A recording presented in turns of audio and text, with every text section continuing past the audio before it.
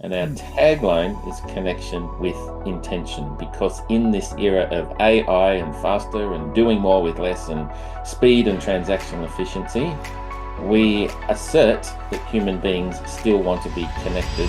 What we're looking to do is to help human beings who are up to something of significance connect with each other, first of all, and then begin conversations so that good things can happen for them, for their community, for the planet, whatever context they happen to be playing in.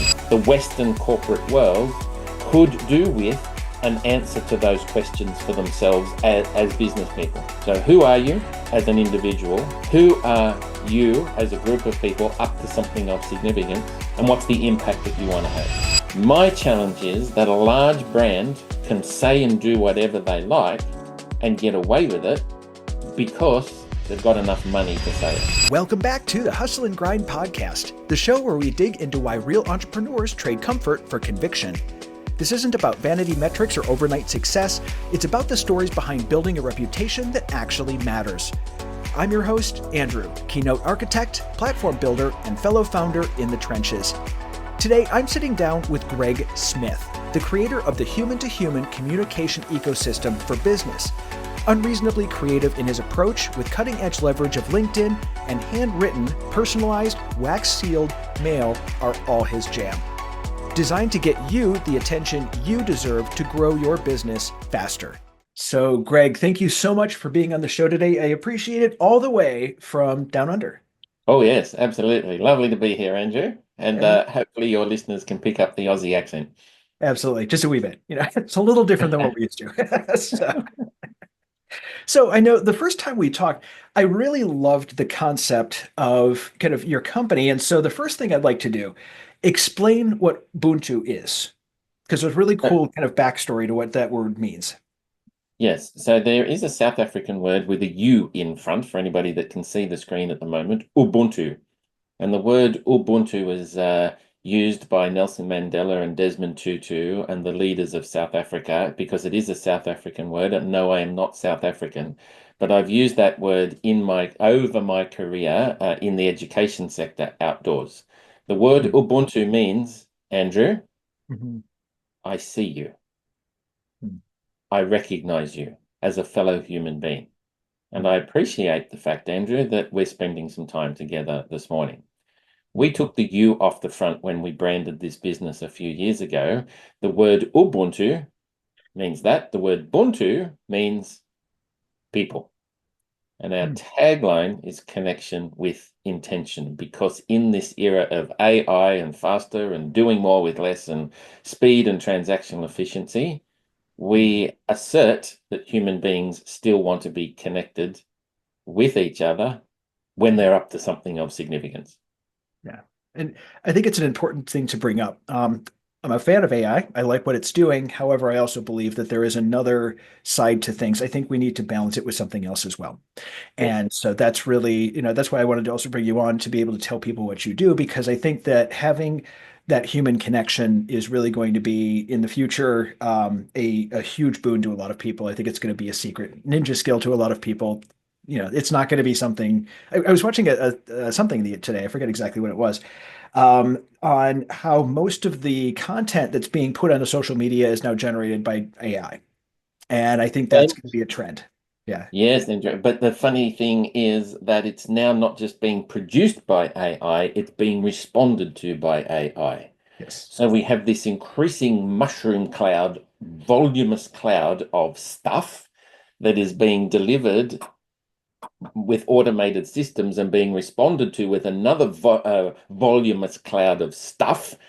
And if it was a tennis match metaphor, human beings are relatively sitting on the sidelines watching the pop watching the tennis ball and listening to the pop of the stuff that the automations are creating. My question ultimately is, so what? Who cares? Now, there is an answer to that, and I Mhm. am not anti-AI. I just don't believe that AI and speed and automation is an answer in itself. It's not the end point. There is Mhm. more beyond more speed. Mhm. And Yeah. I think it's on us as thinking, connected, genuine human beings to figure out how we make this world a better place and how I become a better man by leveraging tools that can help me gain insights and connectivity and have the impact that I choose to have on the planet. Absolutely. So, with that said, you have a very unique business model with the human to human connections. And I'd like you to go into a little bit about what you do. Oh, okay. That's a big question. We do a number of things. We have plenty So, of time. It's all good. so we are your contemporary human to human communication or connection specialists for business. And the premise is in that space around what's going on with AI at the moment. So ultimately, what we're looking to do is to help human beings who are up to something of significance connect with each other, first of all, and then begin conversations so that good things can happen for them, for their community, for the planet, whatever context they happen to be playing in. So we've made a decision to build the human to human communication ecosystem for business. And that is structured around being very unreasonable creatively in the communication space. We lead Australia in leveraging LinkedIn for human to human connection by leveraging the algorithm and AI to begin more conversations with human beings. And then we trade in handwritten wax sealed mail that we send all around the world to interrupt the attention of busy, distracted business people, particularly in the events industry. There's many industries that we work in, but at the moment we've got a particular focus in the events industry. So I'm not sure which of those threads you would like to pick at. I'm happy to share some more about any of those, Andrew. Let's pick the handwritten personalized notes because I think that is something that is completely different than what we're used to. I'm sure there's a lot of younger listeners who, if they ever received one, would be like, "What is this?" But I Mhm. really thought it was an interesting tactic that you folks use, and I'd like you to go into a little bit more about what that looks like for you and how you use them for some of your clients too. Let's start there. Okay, so there's a precursor to the brand Ubuntu, Hmm. and the precursor brand we called Send Handwritten. Send Hmm. Handwritten still exists. It's now a subset of what Buntu does. Hmm. And what we interpreted before COVID, for the few years before COVID, was that everybody on the planet who is in business or living in a house or home or an apartment has a mailbox in front of their establishment. Hmm. And it's relatively, for business, those mailboxes are relatively quiet and unused compared to 10 or 20 years ago. Here in Australia, my mailbox generally gets, I hope I'm allowed to use the word crap, but it's usually crap from a pizza joint, a real estate agent, a realtor. Or we receive in Australia what we call window envelopes. So they are bills and medical reports and requests for something or other. I call those sphincter moments. They give you a Yeah. surprise and you don't know whether this is going to be, whoo, wow, or whoo, shit. Okay. So So it is a quiet channel to market because digitization of communication has completely overrun us. It has swamped us and we are saturated. So if you are a busy, distracted business person up to something of significance, how do I get your attention? One of the answers to that question, and it's not the only one, but one of the answers to that question is to send you something in the mail that interrupts all of the other stuff that's on your desk. We use handwritten wax sealed mail. And remember, we are not a card company. We are a human to human connection and communication company. We use handwritten mail for either lead generation, Mhm. for client retention, so for appreciation and building relationships long term, or in the events industry, we use them for invitations or the nurture of guests, delegates, attendees at whatever the event has been. They're the core uses. So I think we've got time, Andrew. Allow me to share a story. Sure, absolutely. Imagine a lead generation context What Mhm. you require if you're generating leads in our space, what we require for a client is clever creative. What is it that's going to actually interrupt your prospect's attention? We need data, so the names and addresses and the phone numbers. We would prefer to get somebody on the phones to call the prospect or their gatekeeper before anything is sent out to verify the data. We then send the mail, and then we get back on the phones and nurture the connection with that prospect or their gatekeeper. Our job Hmm. is to not just interrupt attention, but to attempt to get an appointment for our clients. That's the lead Huh. generation space. Let me share a story with you, and I'm not sure how many people will be able to view this podcast, on YouTube or wherever you post it, and how many are just listening. Yeah. Okay, so I'm holding up a greeting card that Andrew can see, and it's a painting. Mhm. And it's a painting of a gentleman called Toby Price who won a massive Red Bull motorbike race 2 years in a row here in Australia. Mhm. My client wanted her painting, which is about 3 meters by 4 meters, that she did of Toby, hanging in the Red Bull headquarters in Sydney, in Australia. Huh. So she came to us and said, Greg, how can I get Red Bull's attention? Well, we said, whose attention do you want? She said, don't know, but it'll be a big decision maker at Red Bull. We said, well, did you get Toby's permission to paint the painting? She said, yes, he's my neighbor. I said, phenomenal. Did you Mhm. get Red Bull's permission to paint the painting? And she went, oops, didn't think about that. We said, well, we can't sell Red Bull to Red Bull, so why don't we position you as the Red Bull portrait artist? Let's see what happens. Mhm. So my data team went and found, this is a small campaign, but we went and found just 25 names of executives at Red Bull here in Australia. One afternoon, I posted in a nice wax sealed envelope, hand addressed, wax sealed with Carla's, our client's name is Carla Benzie. We embossed Carla's logo into the wax seal, and we put a photo of Carla and her pet pig on the back of the card. And on the inside, and the handwritten message on the inside, which is written by our real human beings Uh-huh. with appropriate smudges and spelling mistakes to make sure that they are recognized as real pieces of mail written by real people, in Uh-huh. this case, Carla. Uh-huh. We put my creative director's phone number on the bottom of that handwritten message. Hmm. I posted 25 of these one afternoon as I went from point A to point B. A week Mhm. later, my creative director's phone number was called. His name is Andy. Andy answered the phone and said, hello. The voice at the other end said, hello, this is Kurt, Managing Director of Motorsport Marketing at Red Bull. I want to talk to Carla. Andy Mhm. said, under no circumstances. Hmm. Kurt from Red Bull said, why not? Andy said, because I'm Carla's agent, which was not true, but it was part of the game. I'm Carla's agent. If you want to talk to Carla, you speak to me first. And he said, did you hear who I was? I am the managing director of motorsport marketing at And he said, why are you responsible for sending these cards in the mail to all of my executive team here? And he said, and Andy says, yes.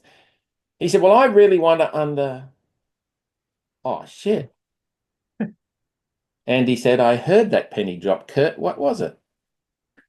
And he said, I am calling you. And he said, that's right. We've Hmm. interrupted his attention. We've got him to pick up the phone. And Kurt became a lovely human being in our world. There were Hmm. two meetings between Red Bull, our team, and our client Hmm. in order to see if we could get Carla positioned as portrait artist for Red Bull. Hmm. Turns out she went within a whisker of having that painting hung in Sydney. The answer from the Sydney team was yes, let's hang it. Austria headquarters at Red Bull said no. The point of telling the story, Andrew, is that our job in a busy, digitally saturated world, Hmm. it is possible to get people's attention when you show up with a little sense of humor, with something that is personalized, with an engaging message Yeah. that in this case ultimately led to somebody senior in business calling us. Yeah. I hope that helps your listeners get a sense of the cheekiness, the intrigue, the mystery, and the leverage of the quietest channel to market on the planet at the moment, which is the physical mailbox. which has been successful for hundreds of years up till social media and everything else came through. So, and even today, it's funny. I work in the real estate world, and one of the number one ways to get a homeowner who I want to purchase their home, best way to get that is through physical mail. And I think we keep forgetting what physical mail is. I mean, you got the managing director for motorsports for Red Bull on the phone, which would never happen if you just sent him an email. You get like the gatekeeper's gatekeeper. That's it. And He one of doesn't the answer his own emails either. From any of the executives I know, they don't answer their own emails. Yeah, yeah, and I think there's I like something, that. Andrew, in the human to human connectivity piece that is helped by having at least some sense of humor. Mhm. Who in their right mind on this planet would attempt to get the attention of an executive with a photo of them and their pet pig? That is not reasonable.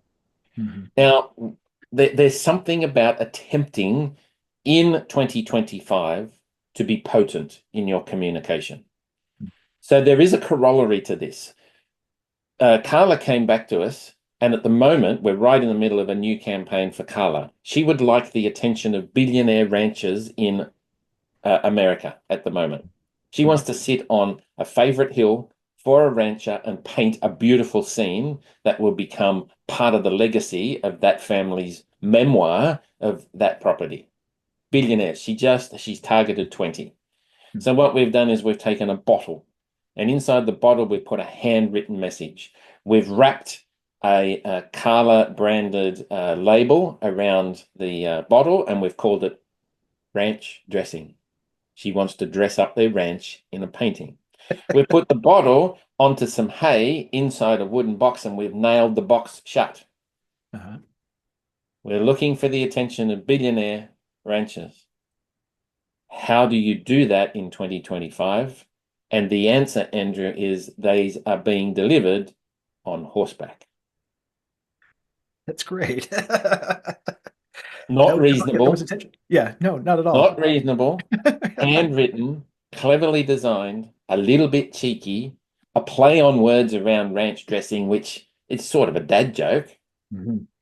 I will almost guarantee that she'll get a commission or two out of that depth of human to human connection, where all she wants to do is to amplify the legacy of a rancher.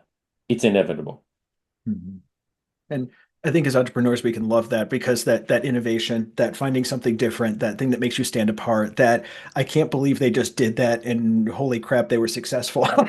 That's it's really, I think we have a lot of respect for that, Yeah. in doing something like that. Yeah, yeah.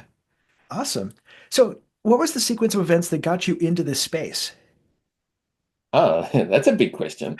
In summary, well, my mum, when I was three, I ran a business for 20 years. Um, it was an outdoor education business. So expeditioning outdoors with young adults and young corporates and youth at risk, but mainly young adult senior high school students or college students. And we went expedition anywhere between 5 and 12 days was an expedition duration. Hmm.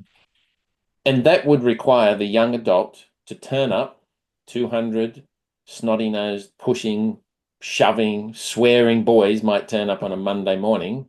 We would break them into groups of 20 and say, young men, over there 10 days away, there is a big white carrot with a steering wheel and a motor.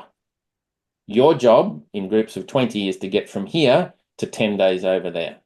You'll have to walk with a rucksack. You'll have to mountain bike, canoe tour, abseil, high rope, navigate your way from here to there.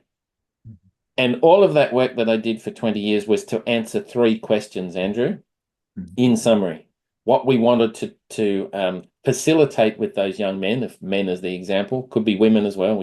We're not gender specific with the work. Mhm. Is three questions: Who are you as an individual, young man? Mhm. Who are we as a group of 20 people behaving in a way that facilitates us getting from A to B without us killing each other?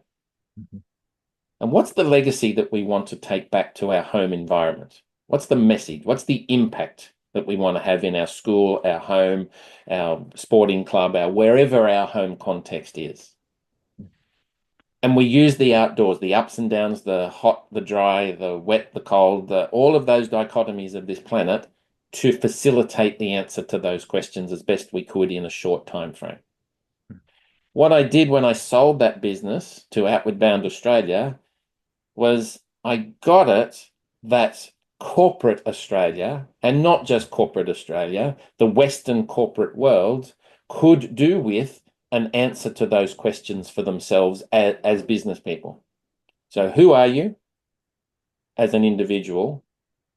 Who are you as a group of people up to something of significance? And what's the impact that you want to have?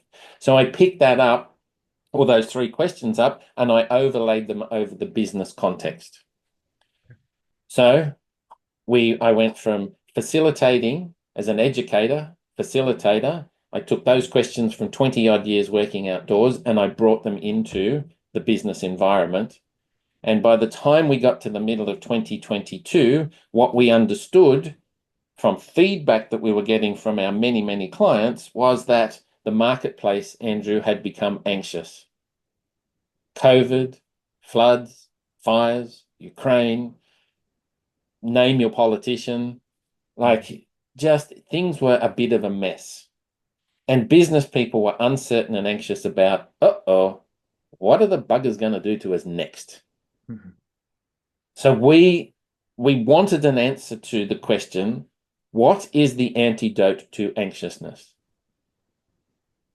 And the concept that we decided to leverage that I had used in that 20 odd years working outdoors was the concept of Ubuntu, which brings us back to where this conversation began. Then we developed 5 core services around the Buntu brand to help answer, who are you? Who are we? What's the impact that you want to have? And let's get the messaging confident and clear and creatively delivered online for us, that's LinkedIn, and offline, physical handwritten mail, so that you get to have the impact that you want to have. And so I know we've covered, I think, one of the 5. What are the other ones? Like I know you mentioned LinkedIn because that's something that you folks specialize in. What are the other aspects of your business that you do? So the names of the services give them away. Mm-hmm. The first one is called, first of 5 is called Uncover You. We want to know who you are, not necessarily what you do. So if this is a true story, I go to a business breakfast and I said to a young lady, and well, no, she wasn't a young lady, a middle-aged lady, I said, hello, Tanya. I said, who are you? She said, I'm a mortgage broker. My response was, oh, for goodness sake, wake me up when that's over, will you? I said, and I was a dad, I had a big smile on my face and it was a dad joke moment. And she said, oh, what do you mean? That's a bit rude. I said, no, I'm a dad joker. I said, do you know there's 120,000 mortgage brokers in Australia? She said, really? I said, I don't know. I'd made up the first number that came into my head. There's a lot of you. Mm-hmm. If we go down the beach, Tanya, and we look at white caps on the ocean on a windy Sunday afternoon, and they're all mortgage brokers, which one are you? She said, I don't know. I said, no, me neither, and nor do any of your clients. We worked the Uncover You process with her, which is not psychiatry, it is not psychology, it is not therapy, it is not coaching, it is not training, it is a creative process. Tanya became a facilitator of wealth for middle-aged women who'd suffered divorce. Then when we went back to Tanya and said, who are you, Tanya? She puffed her chest out and she said, Greg, I'm a facilitator of wealth for women like me. I'm like, great. What do you do, Tanya? I do mortgage broking. Phenomenal. It was easy then to refer to her when she was confident and clear on who she was. The question with Uncover You is, if you were the client, Andrew, we'd say, Andrew, what is your sequel? Where are you? But where are you going? What's next for you? Because it won't be the same as what you've done in the past. There's new growth coming for all of us. The second service of 5 is called Express You. Express You in old language would be a branding exercise. The Buntu team have got a challenge with the word branding. Branding can be a smokescreen of a smokescreen to hide what's really going on behind the scenes, or it's a blah. We've all heard stories of people spending weeks and months and years putting a mission statement together. It hangs on the wall or it's in a drawer and nobody ever sees it. Nobody ever refers to it. It's a nothing. Doesn't mean anything. Branding can be the same. My challenge is that a large brand can say and do whatever they like and get away with it because they've got enough money to say it.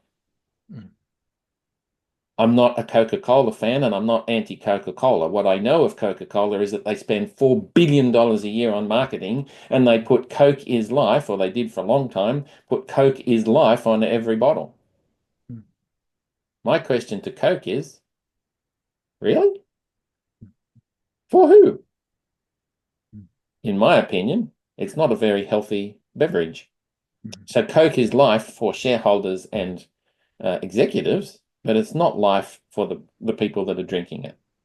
So it's a smokescreen to hide what's real. If you and I do that in small business, we're out on our ear. We're out of business. We have to tell the truth as much as we can. So Express You is about reaching into, if it was you, Andrew, reaching into Andrew's chest, grabbing the heart-driven intent and soul-filled desire of you as a human being or as a C-suite, and then expressing that authentically into the marketplace, online and offline, with story and connectivity to audiences that might listen in channels, audiences that care in channels that might be listening.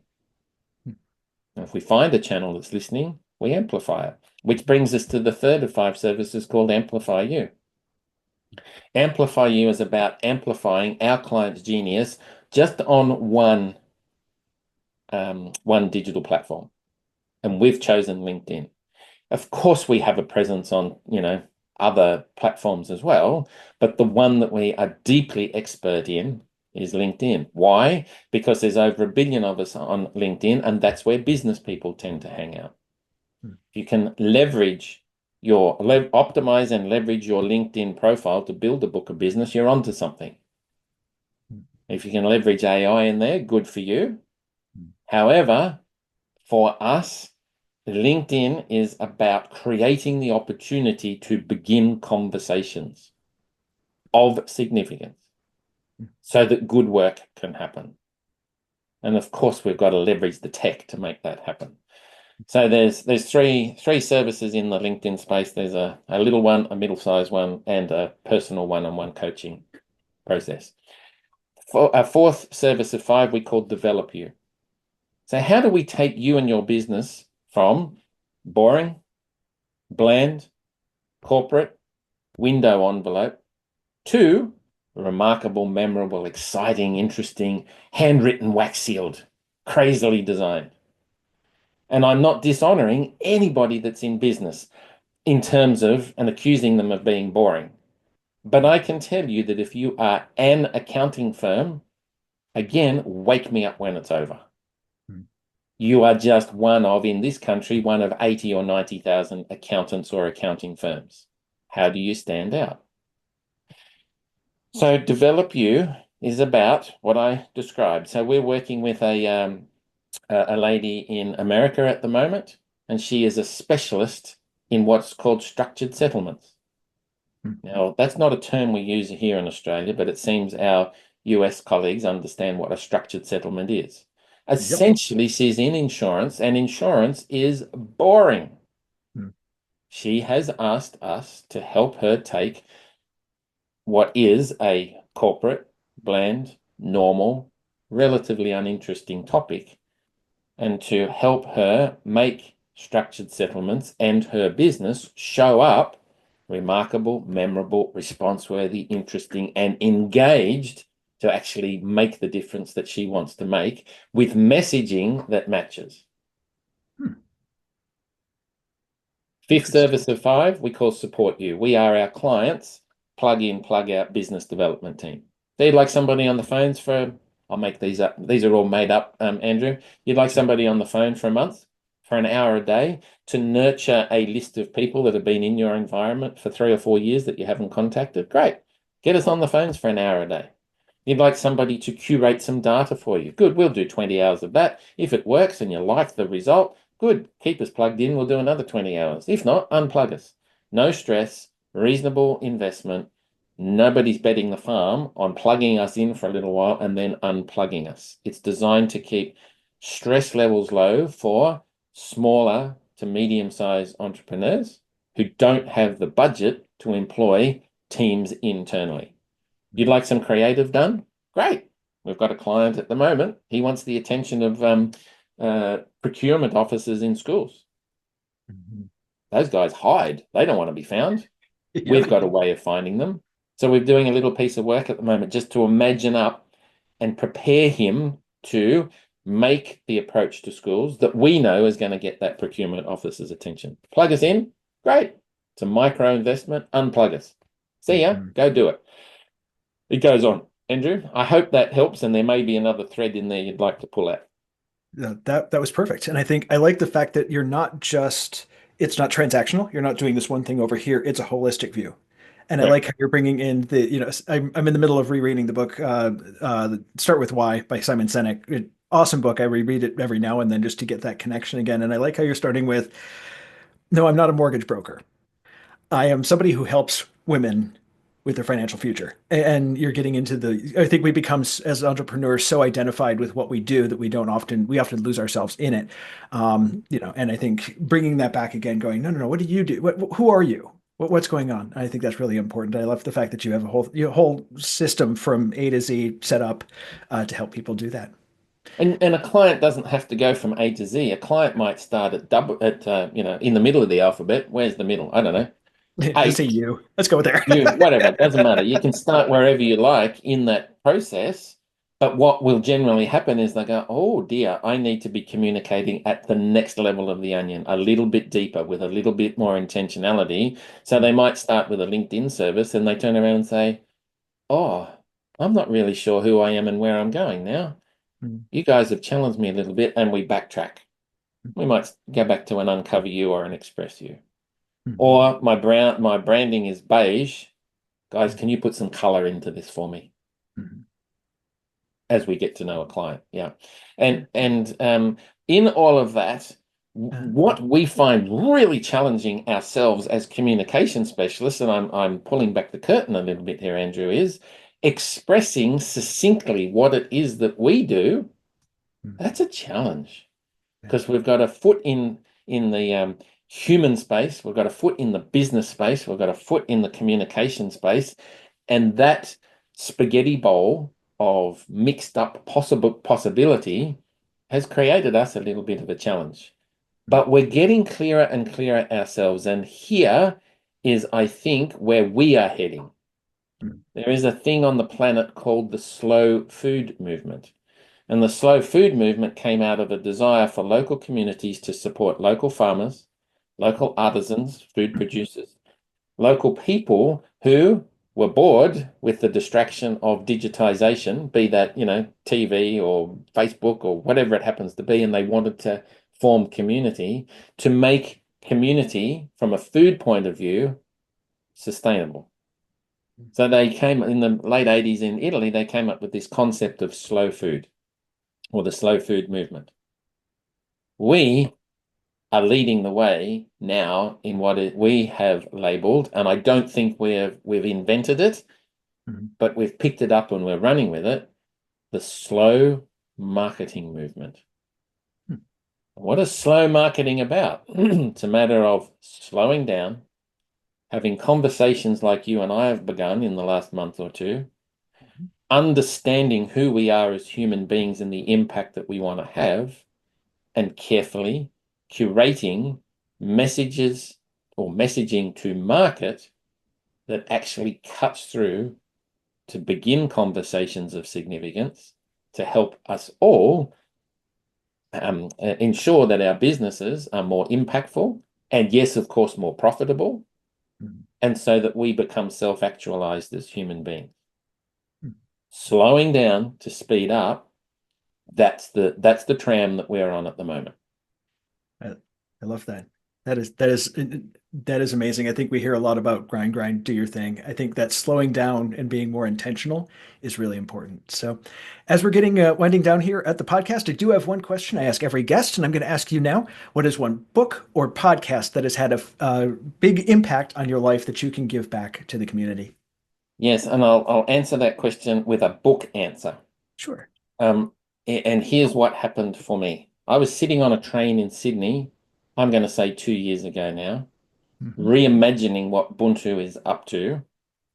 And I made the decision sitting on the train that the word we wanted to hang our hat on was the word significance.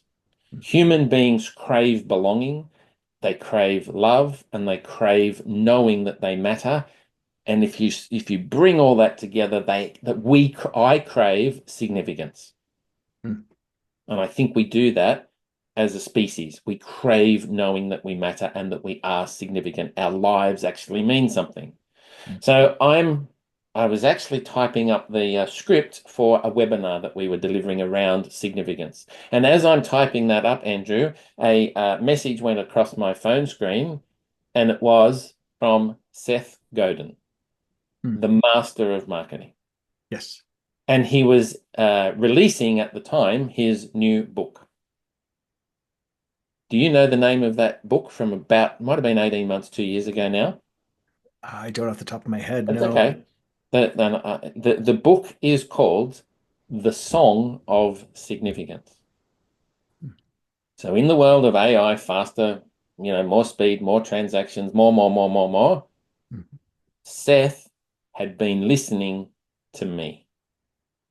That's what I took from me sitting on a train, typing a script for a webinar about significance in business and how to communicate your significance. And Seth resonated. Of course, he wasn't listening to me, but I'm going to say we listened to each other at a universal level. But the Song of Significance is absolutely worth a read. That's the book that I'm going to recommend for now. Okay. Excellent. Well, Greg, thank you so much for being on the show today. And you have an amazing business model, and I'm really happy to be able to share it with listeners. So thanks. It was wonderful having you here. Andrew, really appreciate your time, your energy, and your bright smile. I like being in your space. Thanks for being you. Thank you, sir. Thanks for tuning into the Hustle and Grind podcast, where we unpack what it really takes to build something that matters. If today's conversation hit home, do me a favor. Share it with someone who's in the trenches too. And if you're building your own brand, platform, or message and want help turning that story into serious authority, head over to theauthorityforge.com to see how we can help. Until next time, keep showing up, keep shipping, and keep chasing the work that sets you on fire. I'm Andrew, and this was the Hustle and Grind Podcast.